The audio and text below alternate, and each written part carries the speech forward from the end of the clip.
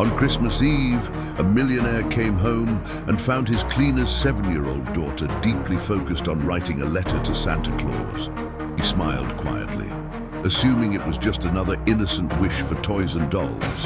However, minutes later, he witnessed the girl's mother discovering the letter, scolding her harshly and forcing her to throw it in the trash. The child obeyed, crying softly, driven by curiosity after they left. He retrieved the crumpled note from the garbage and, upon reading the first words written in childish handwriting, he couldn't contain his emotions and broke down in tears. Arthur Morgan had always lived in a universe where the glint of gold and the whisper of investments were the constant melody of his existence. His estate, a spectacle of classic architecture and stark modernity, exuded the scent of imported Christmas spices and the subtle polish of ebony furniture. That year, the holiday decorations seemed to compete with the brilliance of the stars themselves, with golden lights shimmering in every corner, reflecting his considerable net worth. Arthur, a man in his early 40s with an elegant bearing and eyes that always seemed to be calculating the next move on Wall Street, viewed his life as a series of flawless successes. He had amassed a great fortune by investing in stocks and understanding the intricate workings of the financial market, and his capital, spread across a diverse portfolio, brought him an enviable return.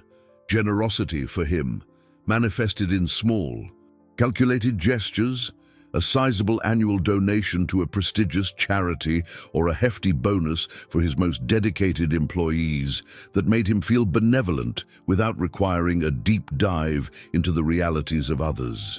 His obsession with work, with the relentless pursuit of new profits and dividends, had built a bubble of privilege that isolated him not only from true human needs, but also from his own family, who, though bathed in luxury, felt the chill of his distance. On that Christmas Eve, Arthur had made a concession he considered quite gracious. He had allowed Clara, his housekeeper of many years, to bring her daughter, Sophia, to help with the preparations for the holiday party. Clara was a quiet, hard-working woman whose calloused hands told stories of a life of unseen effort.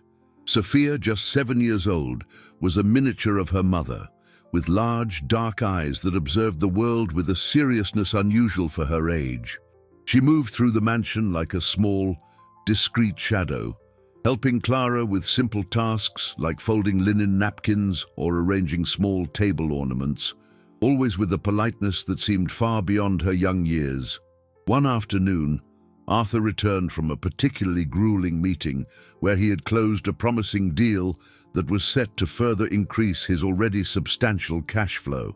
As he passed through the grand living room, his eyes caught a scene that made him pause.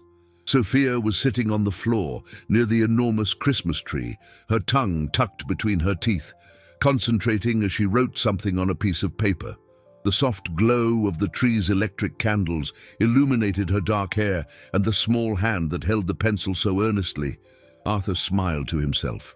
It was surely a letter to Santa Claus, he thought, recalling his own children who, years ago, with the same devotion, would write endless lists of expensive toys.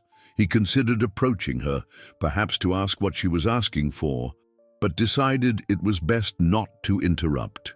The innocence of that gesture was something almost sacred amidst his routine of numbers and complex decisions about financial assets and wealth management.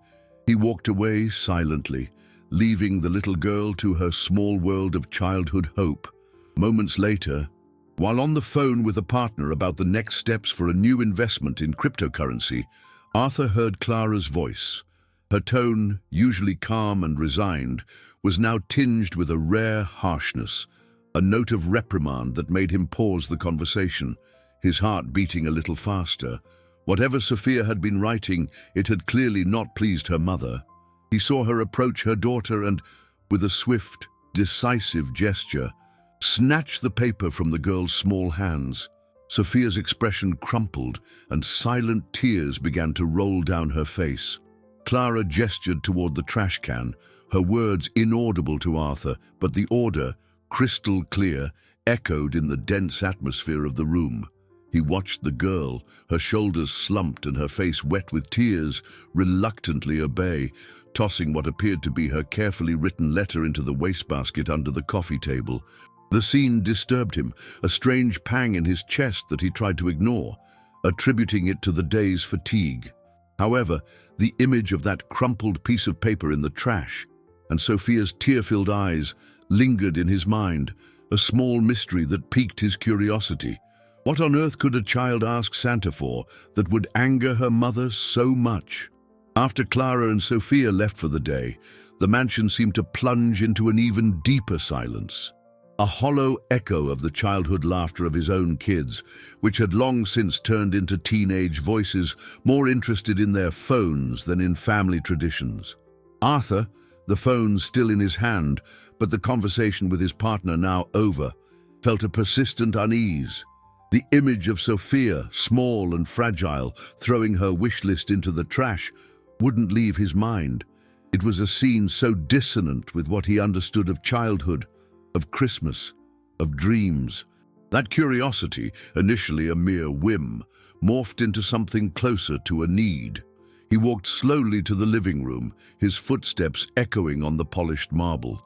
The wicker wastebasket, discreet under the coffee table, now seemed like the repository of a secret. Hesitating for a moment, as if violating an invisible pact, Arthur knelt and retrieved the basket. At the bottom, crumpled between a used tissue and a paper napkin, was Sophia's scribbled-on piece of paper. Carefully, he unfolded it. The fresh creases from being thrown away were still visible, but the childish handwriting, a little crooked but legible, caught his eye. He expected to find a list of naive requests: dolls, a tea set, maybe a plush unicorn, something his fortune could easily provide. A small act of charity that would make him feel good. His own children, in their letters, rarely asked for anything that wasn't the latest tech gadget or an expensive designer item. A reflection of the opulent environment they lived in, where money and possessions were abundant. He was ready to smile, perhaps to feel a twinge of melancholy for the simplicity of the girl's childish wishes, so different from the complex desires of his gold investments and high-risk assets. However, as his eyes scanned the lines written with such effort, the smile vanished from his face, replaced by an expression of shock and disbelief.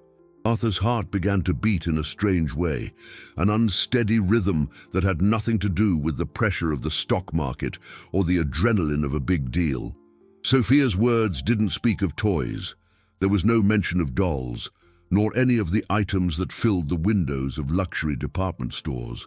The letter, written with brutal innocence, asked Santa for something Arthur had never even considered a child might wish for. "Dear Santa, I don't want any toys this year. I really want a new house for Mommy and me.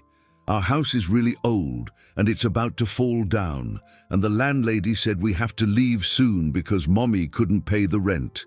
I just want a warm place so Mommy doesn't cry anymore. Love, Sophia." Those few lines hit Arthur like an unexpected blow. A house, a warm place to sleep, Mommy crying.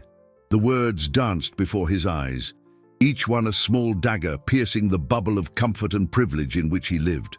The reality of those words was so raw, so devoid of any embellishment or childish fantasy that it left him breathless. Santa Claus, for Sophia, was not a magical gift giver, but the last hope for a home. The possibility of eviction, the worry over paying rent, these were adult fears, problems that he, with his robust capital and many assets, solved with a simple phone call to his managers. How could a 7-year-old girl be so tormented by something like this, when she should be dreaming of a fantasy world? The disconnect between his reality and hers was abyssal, a deep chasm he had never even noticed existed. Arthur felt an icy chill run down his spine, a cold that had nothing to do with the climate-controlled temperature of his mansion. That note in the trash, which he had expected to be a request for toys, was actually a silent cry for survival. He crumpled the paper again, but this time with a touch of reverence, almost protectively, and tucked it into his jacket pocket.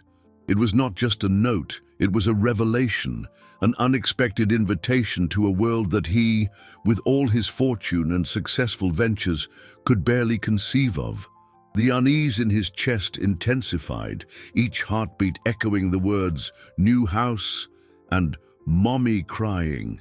Christmas, for Arthur, suddenly took on a new, disturbing dimension, far beyond expensive gifts and lavish parties. He needed to understand. He needed to know more about the house that was about to fall down and the mommy who cried. The image of Sophia, with her large, sad eyes, would not leave him in peace. Arthur's night was restless. The comfort of his king-size bed, the welcoming silence of his suite, which was worth more than the annual profit of many small companies, could not chase away the images and words from Sophia's letter. He tossed and turned, the crumpled note still secure in the pocket of the jacket he'd thrown over an armchair. The opulence of his life, the financial assets in offshore tax havens, the gold investments, the vast net worth spread across different continents, seemed an affront to a child's most basic request. The disconnect he felt was almost physical, a tight knot in his stomach. How had he, a shrewd businessman capable of anticipating market movements and building an empire of assets, been so blind to the reality of someone so close, working in his own home? The question hammered in his mind. The next morning, Arthur devised a plan. He couldn't approach Clara directly. Her reaction would be one of shame, perhaps even anger, making the situation even more delicate. He knew Clara's quiet dignity, a trait that he, in his own pursuit of success, admired and respected.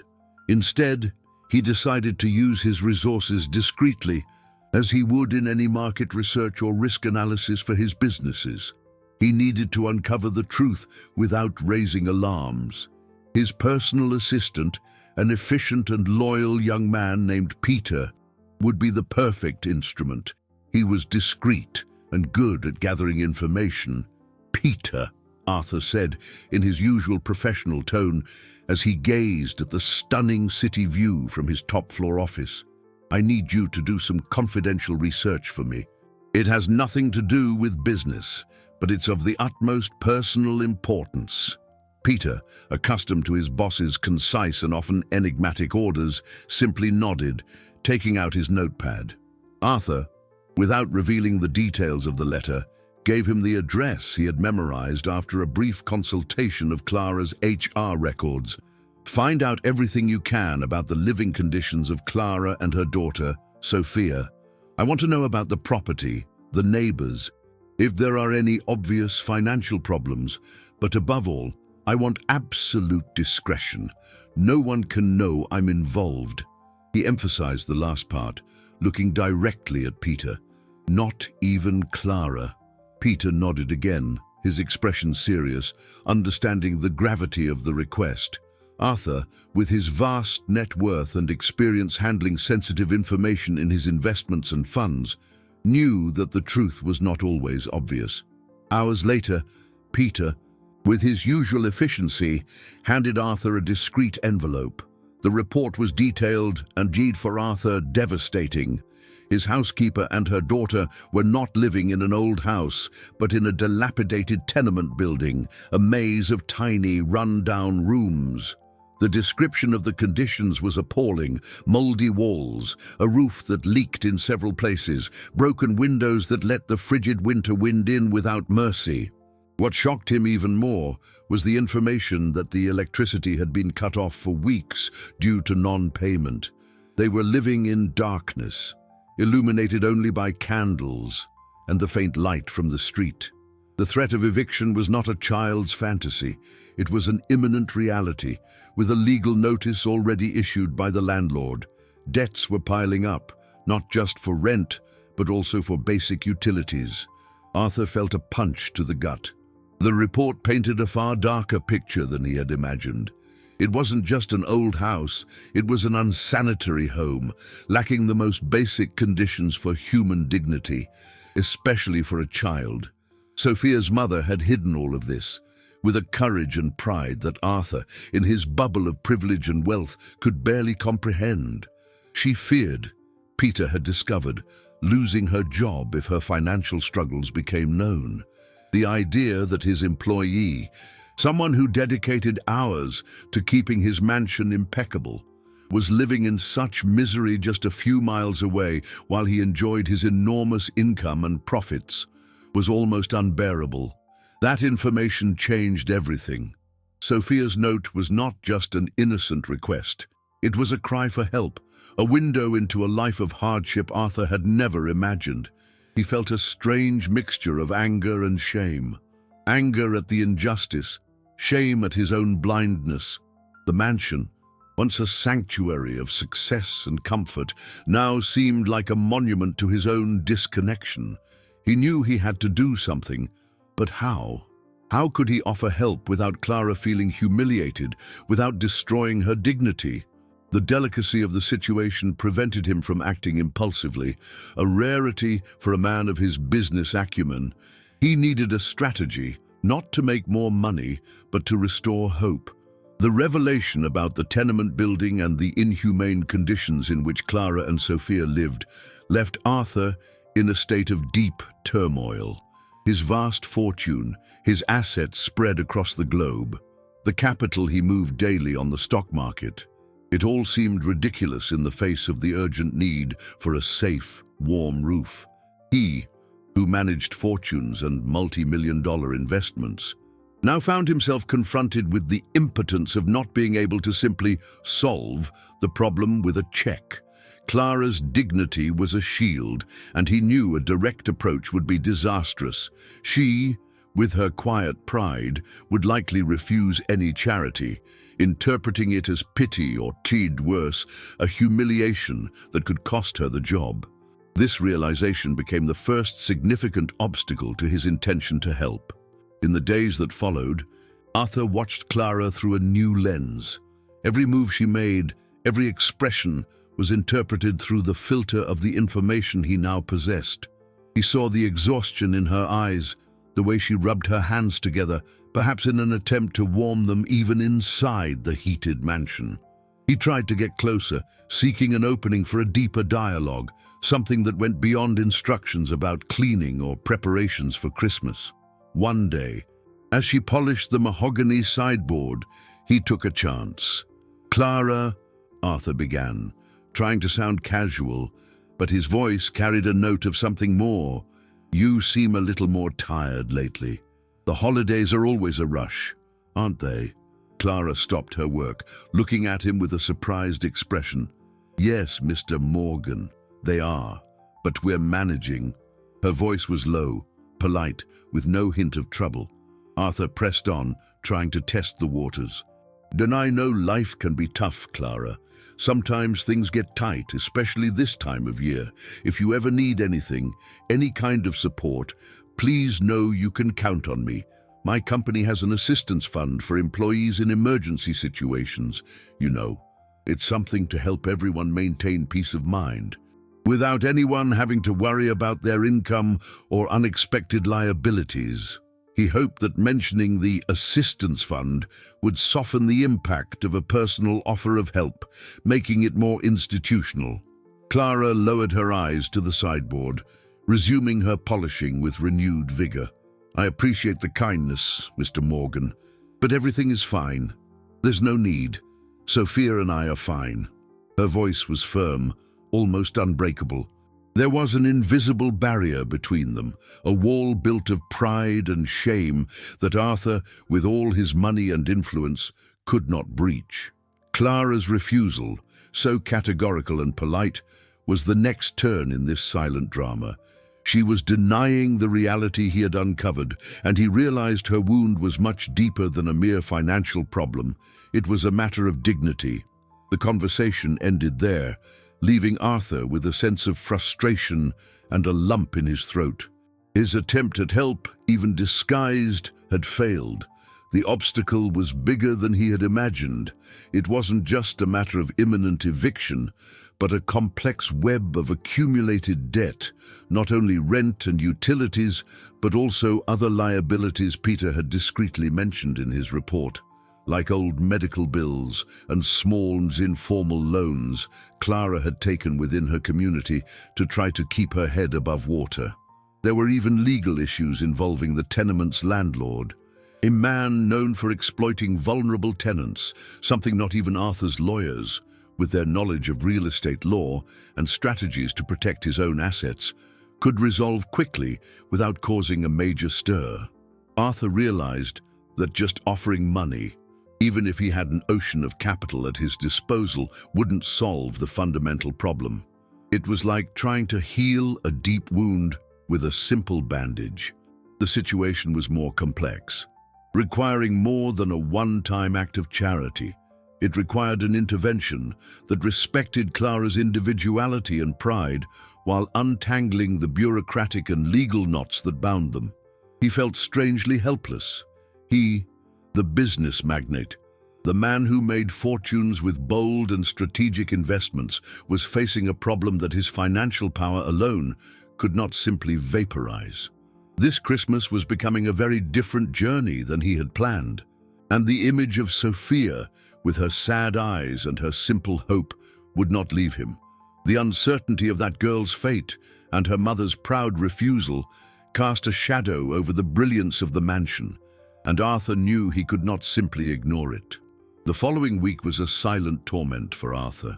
Every morning, when he saw Clara arrive for work, he noticed small signs of her worsening situation, too subtle for anyone not looking, but glaring to Arthur's watchful eyes. There was a pallor to her face, a deeper weariness etched into her features, and the hands that polished the furniture trembled slightly now and then. He tried to imagine what it was like to live without electricity, in the cold of the tenement, with the constant threat of eviction hanging over her head.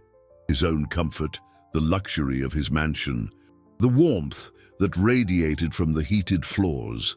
It all felt like a cruel reminder of his impotence in the face of Clara's wounded dignity. He felt like a multimillionaire trapped by his own wealth, unable to break through the barrier of pride. Arthur asked Peter to continue investigating, but with even more caution.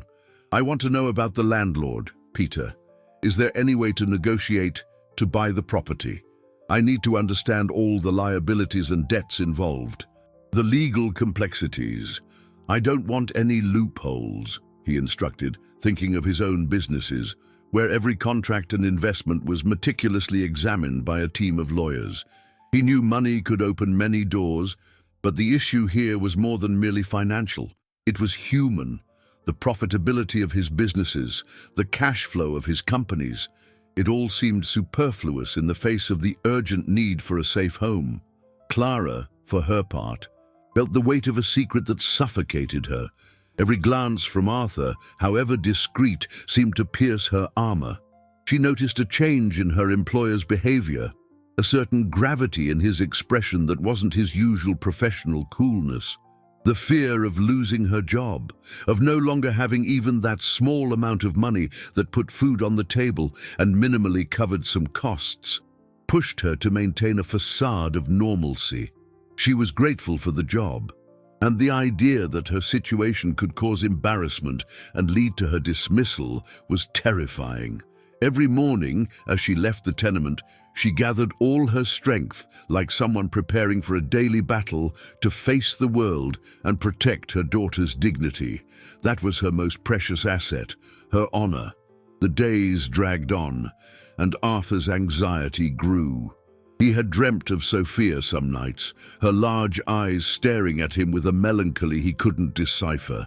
Christmas was fast approaching, and the irony of his lavishly decorated home, filled with expensive presents for his children, while Sophia might not even have a roof over her head, was a crushing weight. He thought of his gold investments, his high-value stocks, the net worth in dollars he had accumulated over the years. All that capital, and still he felt trapped. Then, On Tuesday of the second week, Clara didn't show up for work, nor did Sophia. The silence in the house was different, not the usual quiet of an empty mansion, but a silence heavy with foreboding. Arthur tried calling Clara's number, but the call went to voicemail. Worry turned into real anguish. Something had happened. His businessman's mind, accustomed to predicting risks and making swift decisions about his funds and assets, was now faced with a situation beyond his control, where financial calculations were useless. Without wasting a second, he called Peter again. "Clara and Sophia didn't come in. I can't reach them. I need you to go to their address right now. I want to know what happened." Arthur's voice was firm, but there was an urgency in it Peter had never heard before. The assistant understood the gravity and left immediately. The hours that followed were the longest for Arthur. He tried to focus on his work, on reports about the crypto market, but his eyes slid over the words without absorbing their meaning. Every ring of the phone made him jump. Finally, Peter called back. His voice was grave, hesitant. "Mr. Morgan, I went to the address. The place is empty. They were evicted. The neighbors said the landlord acted fast. It seems Clara couldn't pay the last installments of her debt. There were several accumulated liabilities, sir. I asked around for her and the girl. After a few hours of searching and speaking with local social services, I found out they're at a shelter, an overcrowded one, sir. I had to push hard to get the information. The privacy rules are strict." The news from Peter, delivered with a grave and palpable hesitation, hit Arthur like a physical blow. Not only had they been evicted, but they were in a shelter, an overcrowded one, as Peter had stressed. The image of Sophia with her large, sad eyes, in a cold and impersonal environment, shattered the last remnants of his bubble of privilege. All his discussions about the profitability of his gold investments, the performance of his stocks, the constant cash flow of his businesses, all of it now sounded like a hollow, distant echo. His wealth, his vast fortune in dollars and euros, seemed powerless, useless in the face of the brutal reality of losing a home. The news of the eviction and the shelter ignited a fire of urgency in Arthur. "Where is this shelter, Peter? Give me the exact address. I'm going there now," Arthur said, his voice so firm that Peter didn't dare question him. He didn't wait for his chauffeured car. He grabbed the keys to his own sports car, a luxury he rarely used, and drove through the city at a speed that bordered on reckless. The streets lit with Christmas decorations, the malls crowded with people buying gifts, all seemed a grotesque contrast to the destination that awaited him. The city's opulence seemed to mock him. Upon arriving at the address, Arthur stopped the car and looked at the building. It was an old, dark brick structure, poorly lit, with a facade that betrayed the weight of time and neglect. The frigid winter air seeped into his bones, and he hunched his shoulders, feeling the cold more intensely than he ever had in his climate-controlled mansion.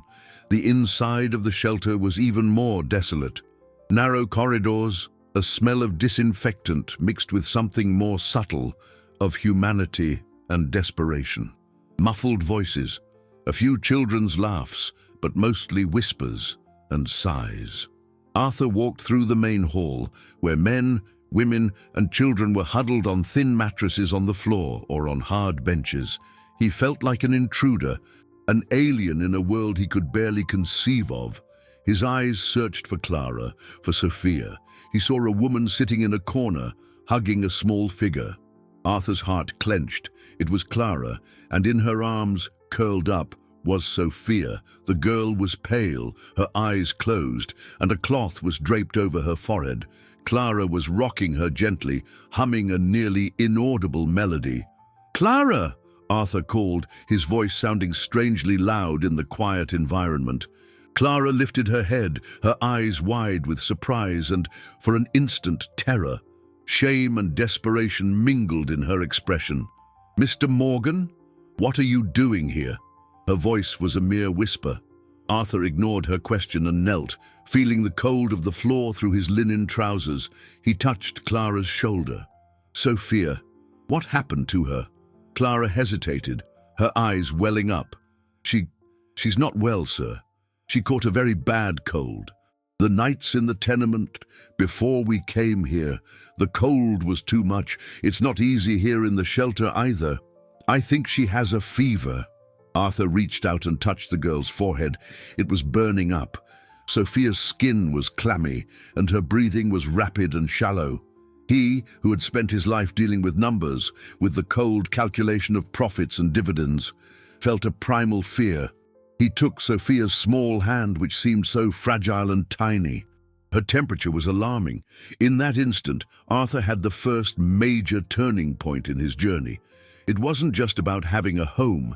It was about the child's health, her very life.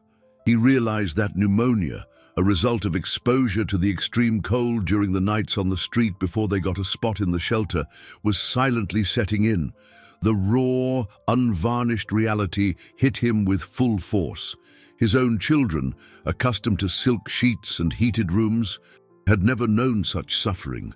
The idea that a child, whom he had allowed into his home, was now fighting for her health because of conditions he, with his immense wealth, could have prevented, was unbearable. His eyes filled with a silent fury, but also an unshakable determination. He could no longer be a passive spectator watching a tragedy unfold. The fear for Sophia's life swept away all other thoughts. He had to act, and fast. This was the moment to transform his capital, his funds, his assets, into a force for good, with no more hesitation or disguises. The urgency took hold of Arthur. The fear for Sophia's life supplanted any concern for Clara's dignity or the subtleties of his approach. He was a man of action in business, and the girl's health demanded immediate action. Without asking for permission, he stood up. "Clara, Sophia needs a doctor. Now. We can't wait." His voice was a mixture of authority and restrained desperation. He was already calling his private physician, the renowned Dr. Alistair Finch, a specialist who treated his family and who could certainly help. Dr. Finch was known for his expertise and his network in the healthcare field. Clara, still in shock from her employer's unexpected presence and sudden display of concern, was paralyzed. "But Mr. Morgan, I don't have money to pay for a private doctor, and the public hospitals. The wait is long, and I don't even have her documents in order with the rush of the eviction." Her voice broke, a mix of shame and fear preventing her from continuing. "Don't worry about that, Clara. I'll handle it. The only thing that matters right now is Sophia." Arthur didn't give her time to protest. He turned to Peter, who had arrived moments later and was watching the scene silently. Understanding the gravity of the situation, "Peter, call a cab immediately, or my driver, and make sure Dr. Finch is ready to see us at his office or recommends a trustworthy private hospital, whichever is faster." In minutes, Arthur, Clara, and Sophia were on their way to a prestigious private hospital, one that Arthur, with his vast fortune and robust supplemental health investments, knew well. On the way, Arthur held Sophia's feverish little hand. He could feel her small body convulse with chills, and the cold sweat on her forehead was a constant reminder of the seriousness of the situation. Clara, sitting beside him, was silent, her eyes fixed on her daughter, a mixture of relief and dread on her face. She had never imagined that Arthur's world, filled with capital, profit, and dividends, could collide so directly with hers. At the hospital, the medical team acted quickly. Arthur's authority and the mention of Dr. Finch's name opened doors that innate, for Clara, would have remained shut. Sophia was examined, and the diagnosis of severe pneumonia was confirmed. The doctors warned that her condition could have been prevented if she had had access to basic care and adequate housing, an echo of the letter's words, but now with a much more dramatic weight. The medical confirmation was a second major turning point for Arthur. His negligence, however unintentional, weighed on his conscience like a block of gold. The luxury of his life, the security his money provided, contrasted violently with Sophia's vulnerability. While Sophia was admitted and began receiving treatment, Arthur made a series of calls. He put his lawyers on the task of resolving the bureaucratic issues of Sophia's lack of documentation, instructing them to cut through any unnecessary red tape. He mobilized his contacts, using the weight of his name and his net worth to ensure Sophia received the best possible treatment without worrying about the costs. After all, the money for this was irrelevant next to a child's life. The medical expenses would be a mere scratch on his extensive capital, an investment worth infinitely more than any return on the stock market. The private hospital's waiting room, with its leather sofas and discreet artwork, was a world apart from the shelter. Arthur and Clara sat in silence, the tension in the air palpable. Clara, still in shock, seemed to be processing everything. She looked at Arthur, her eyes misty with a deep gratitude, but also evident pain. "Mr. Morgan, I don't know how to thank you. I don't know what would have become of Sophia without you." Arthur just shook his head. "Don't thank me, Clara. I've been blind for too long." He was beginning to see the world through Sophia's eyes.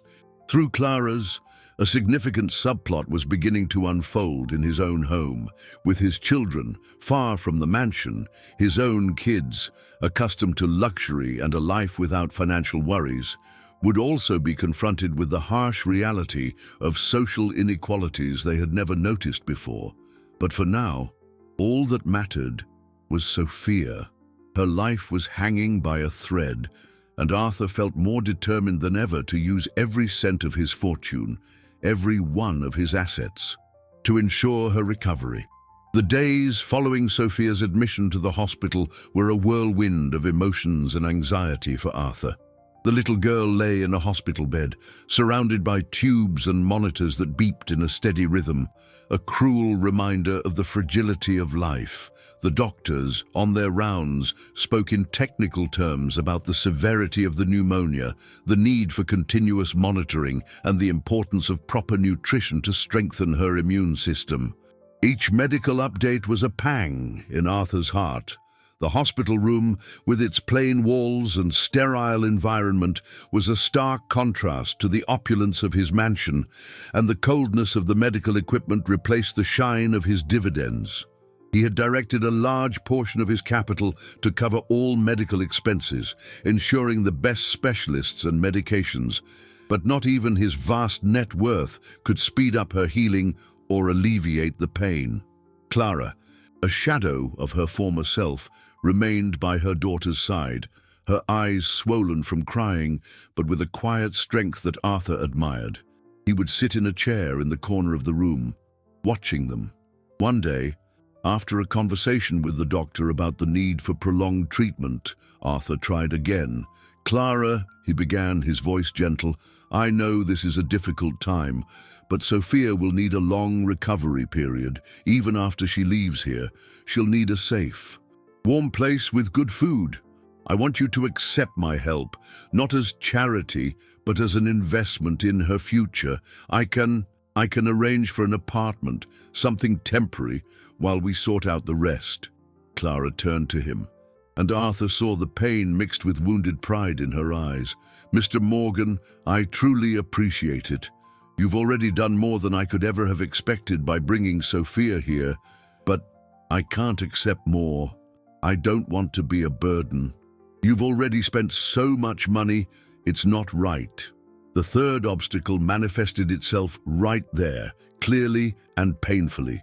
The housekeeper, devastated by her daughter's illness, refused to accept direct financial help, interpreting it as coming from guilt or pity, which deeply wounded her dignity. She feared the power imbalance, the feeling of owing something she could never repay. To complicate matters further, the lack of proper documentation for Sophia and Clara, a result of the disorganization of life in the tenement and the abrupt eviction, began to create problems. Although Arthur had tasked his lawyers with expediting the process, The bureaucracy was a wall. Incomplete birth records, non-existent proof of residency, the absence of a formal medical history. Each of these small details became a fourth obstacle, hindering access to certain tests and procedures that depended on a complete patient file or health insurance plans. The lawyers, with all their experience handling the complex liabilities of large corporations and protecting Arthur's assets, found themselves struggling against a system that seemed to forget the most vulnerable. "It's a labyrinth, Mr. Morgan," one of the lawyers said over the phone, "but we're working on it, using all our contacts. This is tougher than a crypto investment at its peak volatility."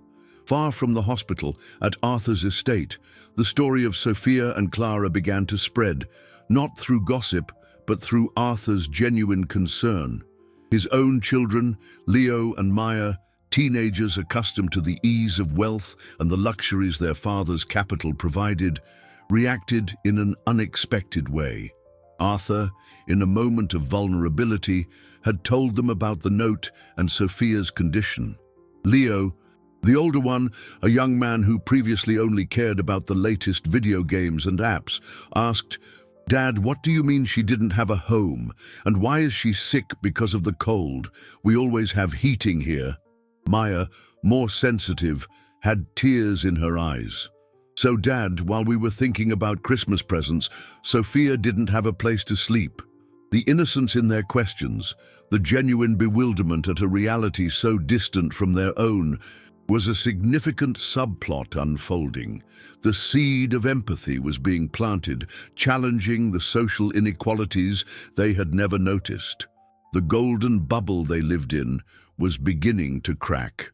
Arthur realized the transformation would not be his alone. His family was also being touched by that little girl's tears of hope, and this was just the beginning. He needed to do more, much more. Arthur's anguish deepened with each day Sophia remained in the hospital. The girl's small body, once a silent, active shadow in the mansion, was now frail and inert, dependent on machines to breathe. The diagnoses grew more alarming. The pneumonia, initially thought to be just a consequence of the cold, turned out to be a symptom of a larger problem. During a meeting with the doctors, Arthur and Clara received the third and most impactful major revelation. Sophia's illness was more serious than imagined, resulting not just from recent exposure to the cold, but from months of malnutrition and precarious living conditions. Her immune system was severely compromised, making her vulnerable to secondary infections and hindering her recovery. The doctor's words, delivered with a serene gravity, echoed in Arthur's mind. "It's a complex case, sir. Her body had been fighting for a long time before the cold delivered the final blow. It's a consequence of a lifestyle of deprivation." Those words hit Arthur like a bolt of lightning. Months of malnutrition, months of precarious conditions. Guilt washed over him, heavy and suffocating, while he was worrying about his stock investments, the profitability of his funds, the protection of his net worth. A child who worked under his roof was slowly wasting away, just a few miles away. All his capital, his vast fortune in dollars, his exorbitant profits on the stock market had not prevented this silent suffering. He felt a profound shame, a pain that could not be relieved with money or the purchase of luxury goods. This was a debt that money alone could not repay. Clara, upon hearing the diagnosis, collapsed in tears. Arthur held her, feeling her fragility in his arms. "I failed her, Mr. Morgan. I tried. I swear I tried, but it was never enough. The money was never enough." Arthur held her tighter. "No, Clara, you didn't fail. I failed. I was too blind, but we are going to turn this around. We will do everything to help Sophia recover, and you, too." From that moment on, Arthur threw himself into a new battle. He mobilized a team of pediatric nutritionists and respiratory therapists for Sophia, ensuring a comprehensive treatment plan that went beyond purely medical care. His experience in business and managing large projects proved useful in a way he had never imagined. He coordinated the doctors, the lawyers who continued to fight the bureaucracy for Sophia's documentation, and now also the nutrition specialists. This was an investment that Arthur knew would bring the greatest profit of his life: Sophia's recovery. Meanwhile, at his mansion, his children, Leo and Maya, continued to reflect on Sophia's story. They visited the hospital at Arthur's request, and the sight of the small, pale girl, her eyes glazed over with fever, left an indelible mark on them. Maya, who had always been more concerned with the latest fashion trends and the luxuries of her inheritance, began to question the value of so many material things. She started donating toys and clothes she no longer used to charities, an attitude that surprised Arthur, and his wife, Leo, for his part, began researching child poverty in their city, using the time he once dedicated to gaming to understand the reality of children like Sophia. He proposed to Arthur that the family do volunteer work at shelters and soup kitchens. The transformation in Arthur's family was subtle but profound. The bubble of privilege was beginning to burst from the inside out. Arthur's wife, Eleanor, also got involved. She started talking more with Clara, not just about Sophia, but about her life, the challenges she faced. The social barriers were starting to crumble, replaced by mutual understanding. Arthur saw his family coming together in a way that money never had, not through lavish trips or expensive gifts, but through a genuine concern for another person's well-being. It was an emotional capital he had never considered, but which now seemed to be the most valuable of all his assets. Sophia's journey of suffering and overcoming was becoming a catalyst for a new perspective on life for everyone. Christmas, which had once been a time of spending and parties, was taking on a much deeper, more human meaning.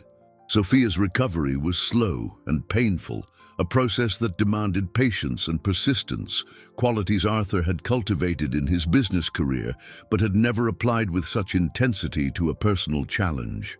Each small sign of progress from the girl, a slight increase in appetite, a faint smile, a day without a high fever, was celebrated as a monumental victory. He, the multimillionaire accustomed to grand achievements and staggering profits, discovered a far deeper satisfaction in seeing the color return to Sophia's pale face. His vast net worth, the investment funds he managed, the gold he kept in secure vaults, it all seemed insignificant compared to the fragility of a life. He didn't hesitate to use his capital to ensure the best care, but he understood that love and attention were the real medicine.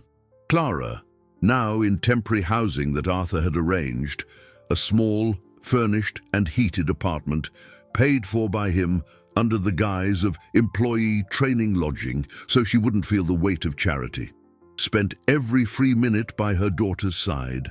Arthur's presence at the hospital, his tireless dedication, was breaking down Clara's last barriers of pride and mistrust. They would talk for hours, not just about Sophia, but about life, challenges, dreams lost and found. Arthur learned about the daily grind of survival, about human resilience in the face of adversity, about the dignity of those who fought with nothing. He was seeing the world from a perspective his circle of investments and Bitcoin ventures had never allowed him to glimpse. He was discovering that, amidst all his money, he had lacked authentic human connection. Meanwhile, the transformation at Arthur's mansion deepened. Leo, his eldest son, had started organizing clothing and food drives with his friends, using social media to publicize the initiative. The irony of his son, who once spent money on cryptocurrencies and video games, now mobilizing youth for social causes, was a delight to Arthur. Maya, for her part, spent hours at the shelter where Sophia and Clara had been taken in, reading stories to the children and helping the staff. She discovered an unexpected joy in serving, in giving a little of her time and attention to those who had so little. Arthur's wife, Eleanor, also became engaged. She founded a small group of volunteers to visit hospitals and shelters, bringing comfort and donations. The mansion, once a sanctuary of luxury and isolation, began to open up to the world. Its once impersonal spaces now filled with conversations about empathy and charitable action. Christmas, fast approaching, was being redefined for the Morgan family. At the hospital, on a sunny afternoon that streamed through Sophia's room window, the girl opened her eyes and smiled at Arthur. It was a faint smile, but genuine, the first he had seen since the day he read the note. "Uncle Arthur," she whispered, her voice still hoarse. "Thank you." Those two words, spoken with the sweetness and innocence of a child, were worth more to Arthur than all the profits and dividends he had accumulated in years of work. In that moment, he realized his journey was not just about helping Sophia, but about his own redemption. His superficial generosity had been torn away, replaced by a deep and genuine compassion. He noticed a sparkle in Sophia's eyes that hadn't been there before, a spark of hope igniting on her small face. This was Arthur's first victory, the most significant one. Seeing the girl recover, even slowly, came at the cost of confronting his own prior social blindness, of tearing away the veil of his privileged ignorance. He had been forced to see the harshest realities of the world, and that vision had changed him forever. He now understood that the true value of his capital was not in its accumulation, but in its ability to make a difference in someone's life. Christmas, once a celebration of excess, now represented a chance for a new beginning, a new purpose. He knew the road ahead was still long for Sophia, but the direction of his own life had changed forever. With Sophia's health showing signs of steady improvement, Arthur felt a relief that warmed his chest in a way no closed deal or high dividend ever had. The girl would still need time and a nutrient-rich diet to fully recover, but the worst was over. The days in the hospital, once marked by tension and fear, were now filled with soft conversations, story readings, and the hope of a future. Arthur spent hours talking with Clara, planning for Sophia's future, not just her health, but her education, her overall well-being. He realized that true wealth was not in his net worth or accumulated assets, but in the opportunity to shape a future for someone life had mistreated. The urgency of finding a permanent, safe home for Clara and Sophia became Arthur's new priority. He instructed Peter to look for a modest but cozy house in a quiet neighborhood with access to good schools and infrastructure. "Price is no object, Peter, just that it's a safe and dignified place for them to start a new life," Arthur said, his tone lacking its usual business-like coolness, replaced by a genuine determination. He saw this act not as charity, but as reparations, an investment in social justice. The capital he would use to buy the house was a mere detail on his financial statement, but the impact on Sophia's life would be immeasurable. Meanwhile, the transformation within Arthur's family continued to blossom. Leo, inspired by Sophia's story, started developing a social project at his school, raising funds for shelters and support homes. He researched social economics, about how large businesses could be used to generate positive impact. Maya, with her heightened sensitivity, began tutoring underprivileged children at the shelter, discovering a passion for education she never knew she had. Arthur's wife, Eleanor, threw herself into her volunteer group, expanding its network and reach, turning the mansion into a donation drop-off point and a planning center for their initiatives. The family's values were realigning, not around money and luxury, but around empathy, altruism, and human connection. The subplot of Arthur's children had become a mirror of his own journey. They, who had once lived in the shadow of his vast fortune and his emotional absence, were now flourishing in new directions, discovering purposes that went far beyond the superficial.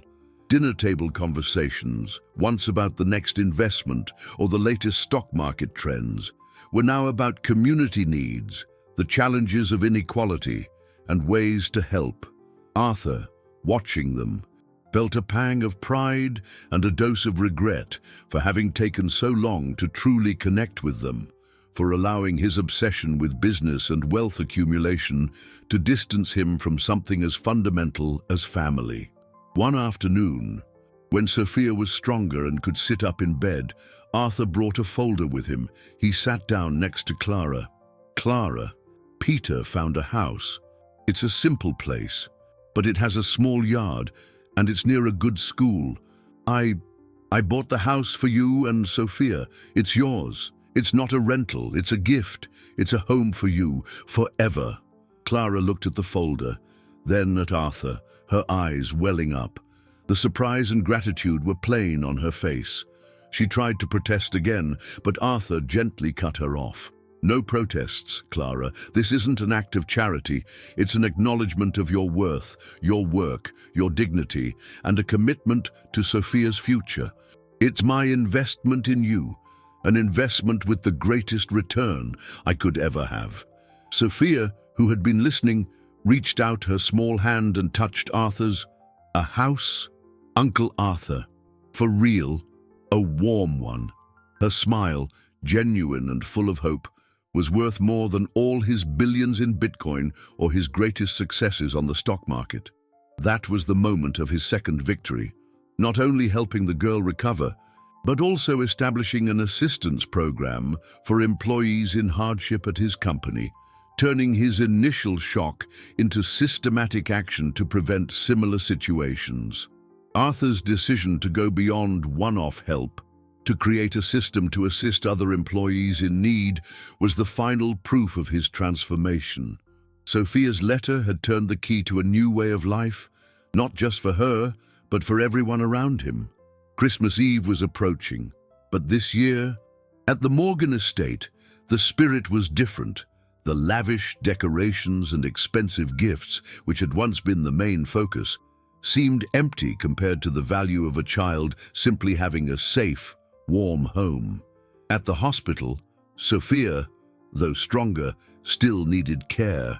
Her recovery was a slow miracle, and with each day, Arthur felt the weight of all his past choices. He was there, sitting by her bed, watching Sophia's small chest rise and fall rhythmically as the city lights twinkled outside, heralding the arrival of the holiday. The air in the hospital room, though warm, was charged with an emotional tension that none of his assets or gold investments could alleviate. Clara sat at the other end of the bed, holding Sophia's hand as she slept peacefully. Her eyes, once filled with despair, now revealed a mix of exhaustion, gratitude, and a cautious hope. Arthur looked at the girl, at the mother, and a wave of emotions washed over him. The emotional climax of the story was unfolding right there, in the quiet of the hospital room. He realized that all the luxurious decorations and expensive gifts at his mansion were empty compared to the value of a child simply having a safe, warm home. The true meaning of Christmas for him was not in the billions he had in his account or the interest from his funds, but in the simple promise of a home. Arthur's mind traveled back in time to the moment he found the crumpled note in the trash. That piece of paper, with its childish handwriting and desperate words, had been the catalyst for a profound transformation. He recalled the superficial generosity that made him feel benevolent, his disconnection from the reality of the less fortunate. He remembered his obsession with work, the distance from his own family, the bubble of privilege. And now, there, in the hospital, with Sophia's life hanging by a thread, he understood the true extent of his blindness. His own children, Leo and Maya, had asked to spend part of Christmas Eve at the hospital with Sophia and Clara. They brought small gifts, not the expensive designer items Arthur used to buy, but storybooks and a teddy bear chosen with care. Their presence, the spontaneity of their compassion, moved Arthur deeply. Leo, in his teenage voice, read a story to Sophia, who opened her eyes and smiled faintly. Maya, sitting next to Clara, held her hand and spoke softly, offering words of comfort.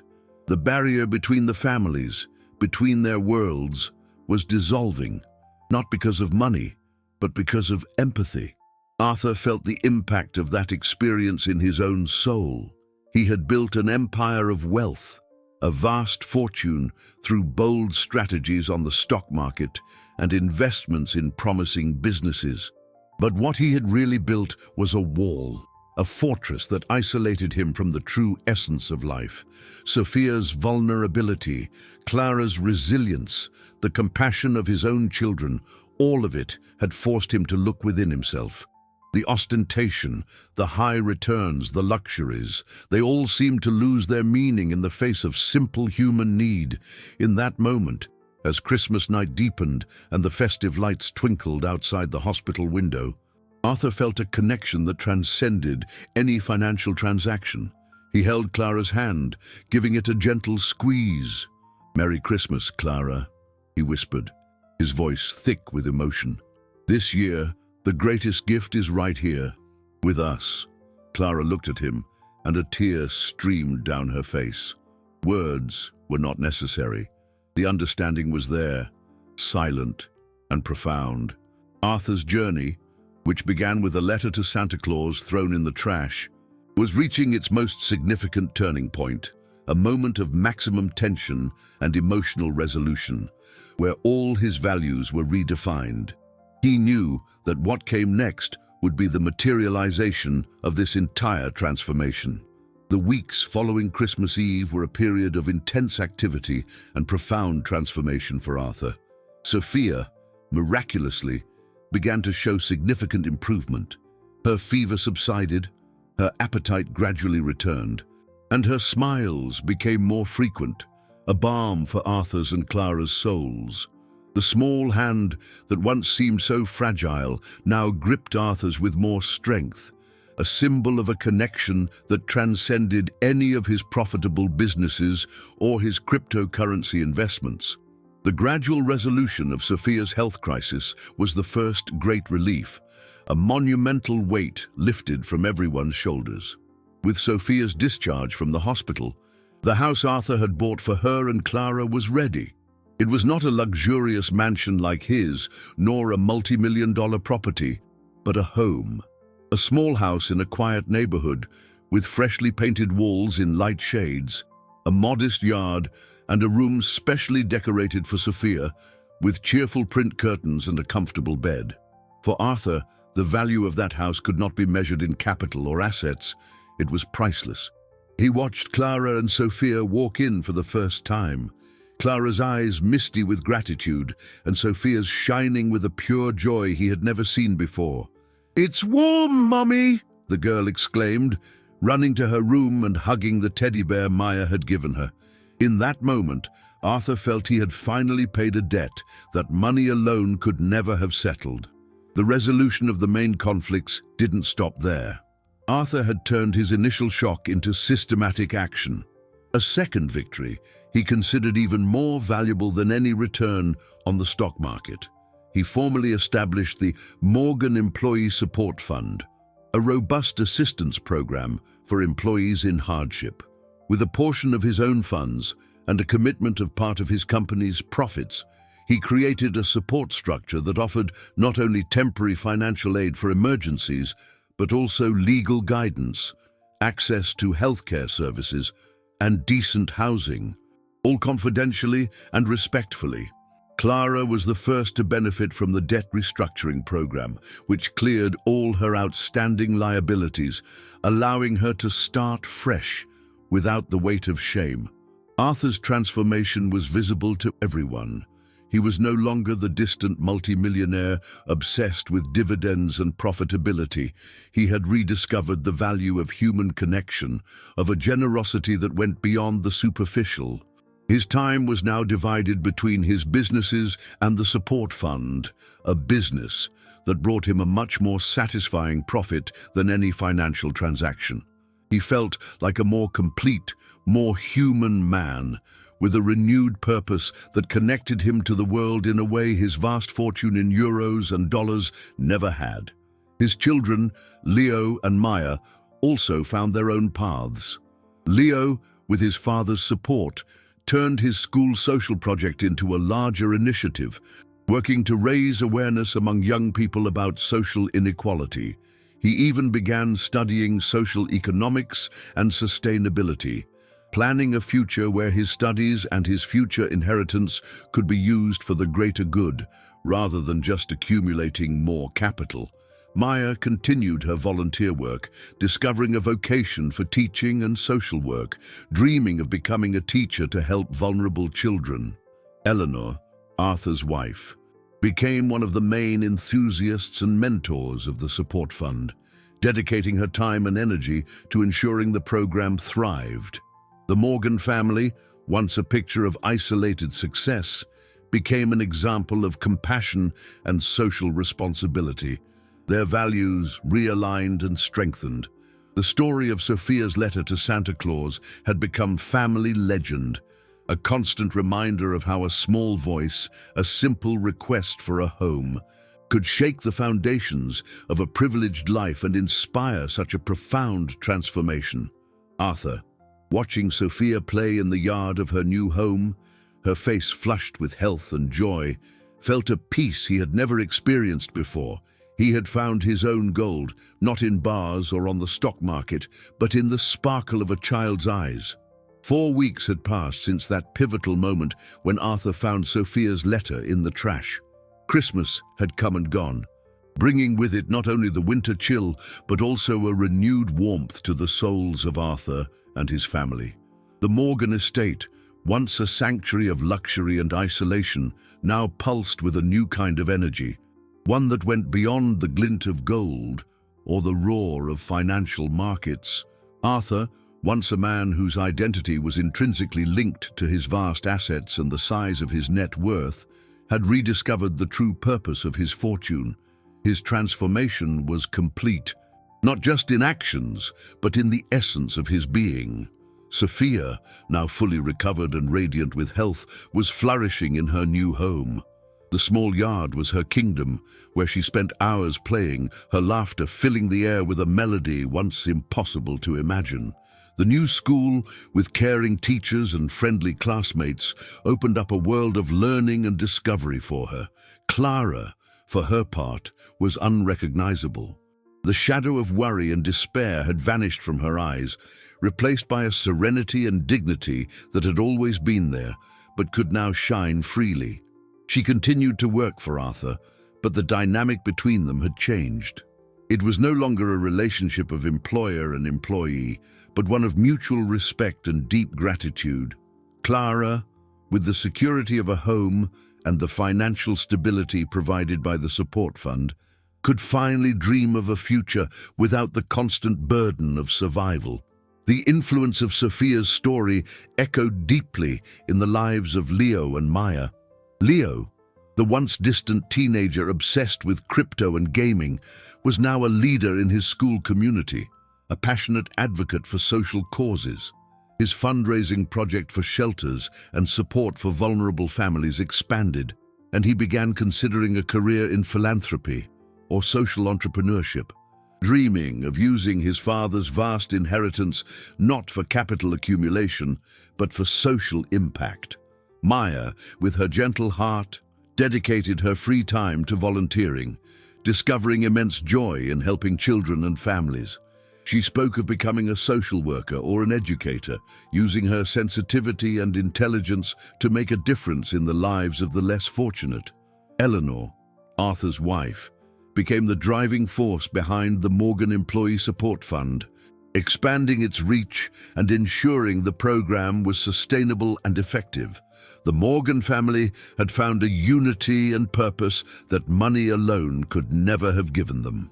One day, while Arthur was in his office, reviewing the success reports of the support fund, which had already helped several families get back on their feet and avoid evictions, ensuring no employee of his company would ever face the reality Clara and Sophia had lived through, Clara knocked on the door. In her hands, she held an envelope, not the crumpled note from before, but a new one, with a red ribbon and a child's drawing on the front. "Sophia asked me to give this to you, Mr. Morgan," Clara said, a wide, genuine smile on her face. Arthur opened the envelope with a mix of emotion and anticipation. Inside was a letter, written in a now firmer and more confident hand. "Dear Uncle Arthur," the letter began, "I wanted to thank you so much for my warm house and for taking care of me and Mommy. I'm not afraid of the cold anymore. I know Santa Claus sent you to help us. Thank you so much for everything. Love, Sophia." Arthur felt a tear run down his face. It was not a letter to Santa Claus asking for a home, but a thank you note, full of hope and affection. This was the real profit, the most valuable of all his investments. The billionaire who had amassed a fortune in stocks and assets discovered that the greatest treasure could not be bought with money, but was built with acts of compassion and love. The letter that should have been about toys but spoke of survival became the catalyst for a profound change in everyone's lives, proving that sometimes the greatest gifts don't come wrapped in colorful paper, but are written in tears of hope by a child who dreamed only of the basics, a safe home where she could sleep in peace.